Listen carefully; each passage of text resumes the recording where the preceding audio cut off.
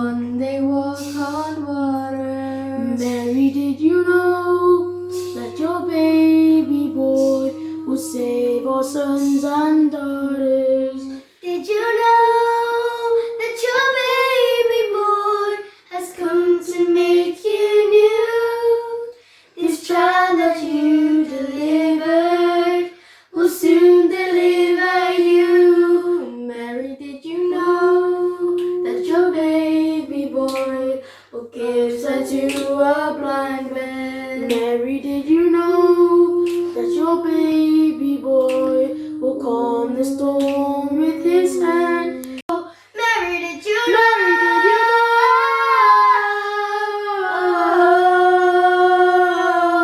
Mary, did you know?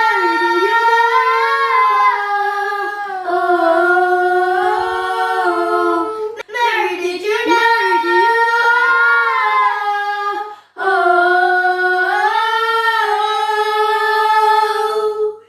Mary, did you know? Yay!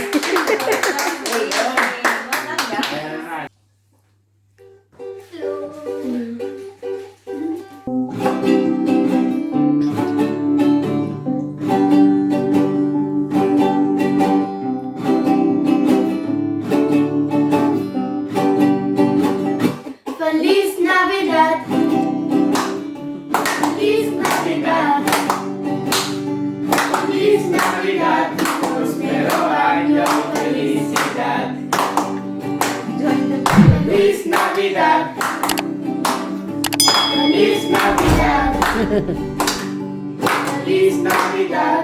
Prospero año, felicidad. I wanna wish you a Merry Christmas. I wanna wish you a Merry Christmas. I wanna wish you a Merry Christmas from the bottom of my heart. Feliz Navidad. Feliz Navidad. Feliz Navidad. Prospero año, felicidad. I wanna wish you a Merry Christmas. Oh, I wanna wish you a Merry Christmas. Oh, I wanna wish you a Merry Christmas from the bottom of your heart. Feliz Navidad. Feliz Navidad. Feliz Navidad. Prospero año, felicidad. Sabay mo sa kanya. Feliz Navidad. Clap mo, sabay mo sa kanya. Feliz Navidad. Feliz Navidad. Prospero año, felicidad. Yay! I love that song. That was so good. Amazing. Well done, guys. Yes. Keep going. Ah, isa pa? Isa pa? Oh. Oh, sige, Pasko na naman. You will hear a Filipino song. Oh, This Filipino one is song, a yeah. Christmas. Christmas song as well, yeah. Filipino Christmas song. Filipino Christmas song. Hi guys, and welcome back to our channel. Today we're going to church and we will be soliciting a donation from church and send it to the Philippines to the Taal Volcano victims. We'll see you in church, guys. We're here in church, guys.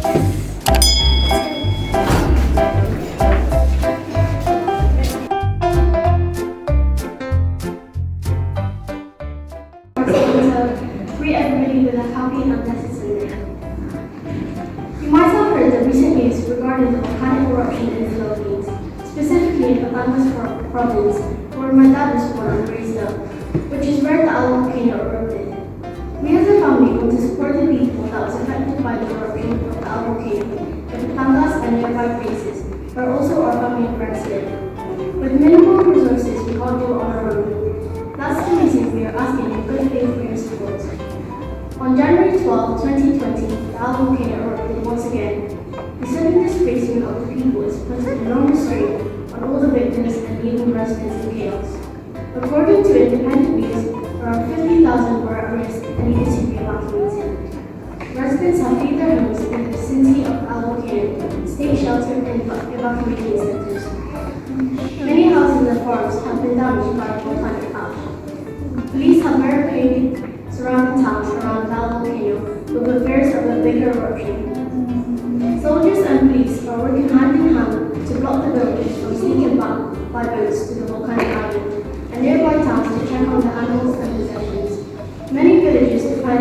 survival of the animals, which often form the sole means of livelihood.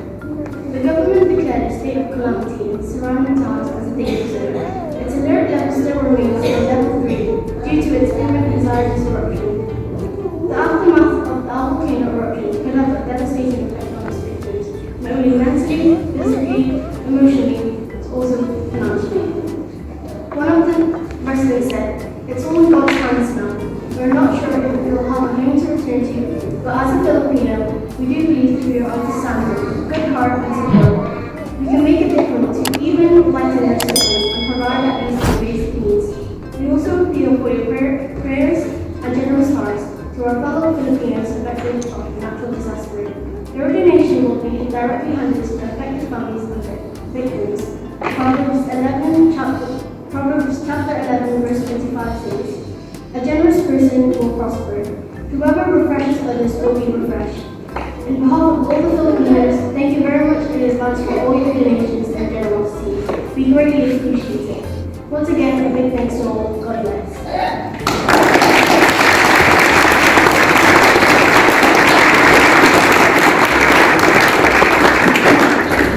We will put the donation box at the back, so if you would like to give a small donation, you're more than welcome. So now we have collected a donation for the Taal Volcano. And we will open it to see how much money we collected. So, Yeah! okay, this is it. Where's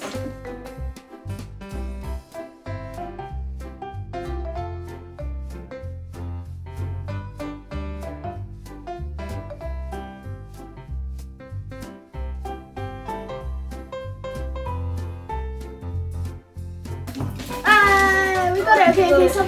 Okay, stop. And open. Open. Whoa! Glass! Okay. So just separate the £10. Okay, £10. Separate £10, £5. It says lot, 20. guys. Look, 20. We got 20. Okay, £20.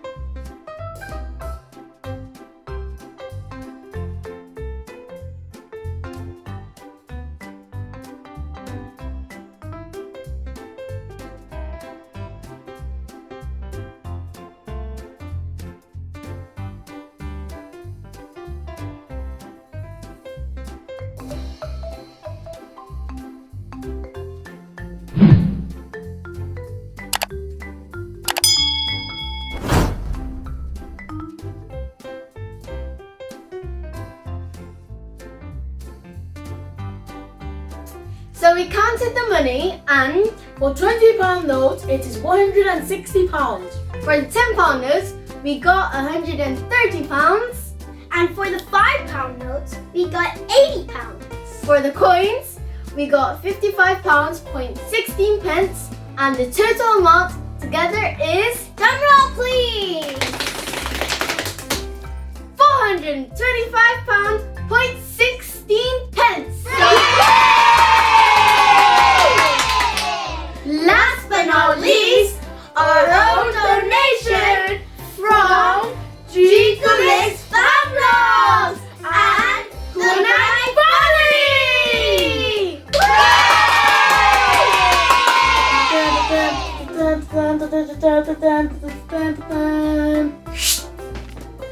Whoa! GKulitzFamVLOGS, Good Night Family! Let's see. Wow! Okay, let's see. Okay. 2, 4, 6. 6. 6 plus 1, 2. That's 4. £100. So, £425.16 pence plus £100 is £525.16 pence. Yay!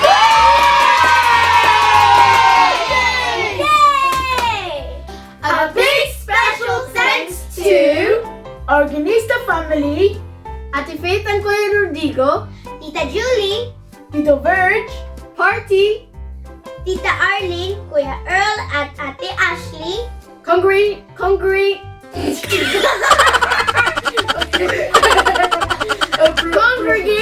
of St. Mary Catholic Church, Especially to so supportive and accommodating to us. Thank you all so much. God bless you more. Mwah!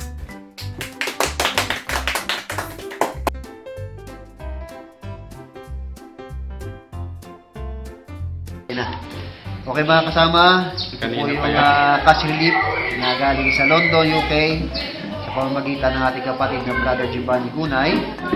Salamat po sa kanya na sa binahagi niyang tulong sa pamamagitan niya ay nakaligom siya ng pondo na mahigit 32,693 pesos and 07 centavos. Okay? Babahagi natin sa ating mga kapatid na Emily, Agoncillo, Taal at San Nicolas.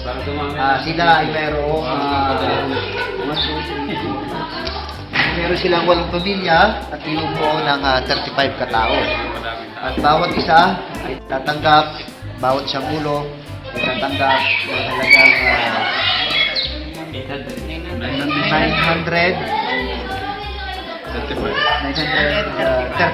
935 pesos. Yung konting kakulungan ay dinagdagan namin, no?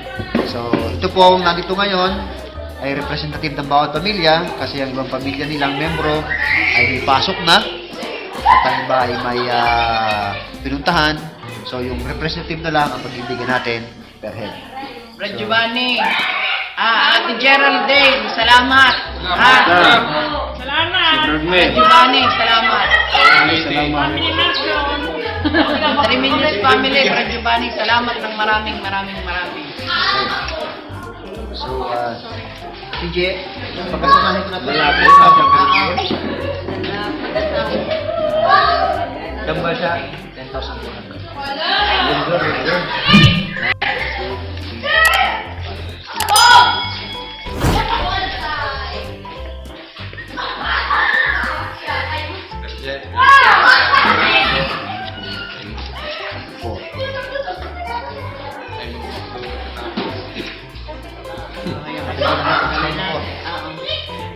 Brad Giovanni, salamat. Ara, natanggap na namin. Maraming salamat.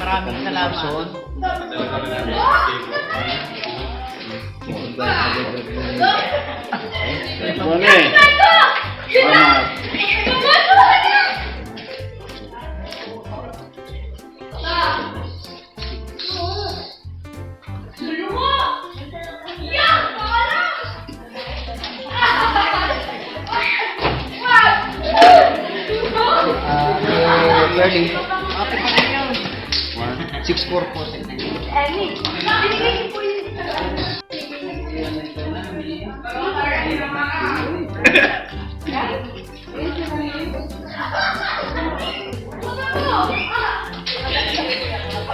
Brad, salamat.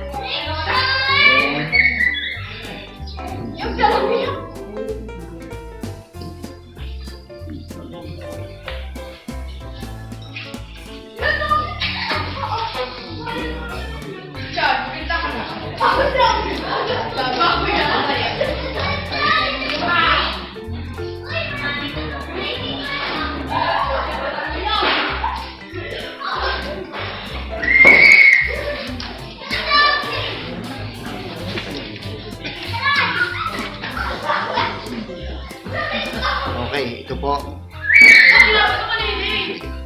Okay. Salamat, Brad. So, yan po at maraming.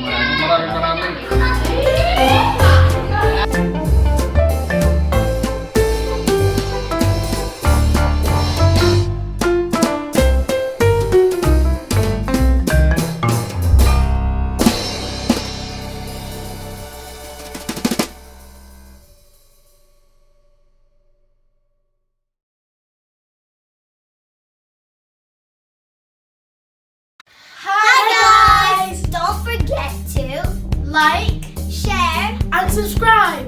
If you want to watch the previous videos, just click here. and if you got any suggestions, comment down below. Subscribe down below.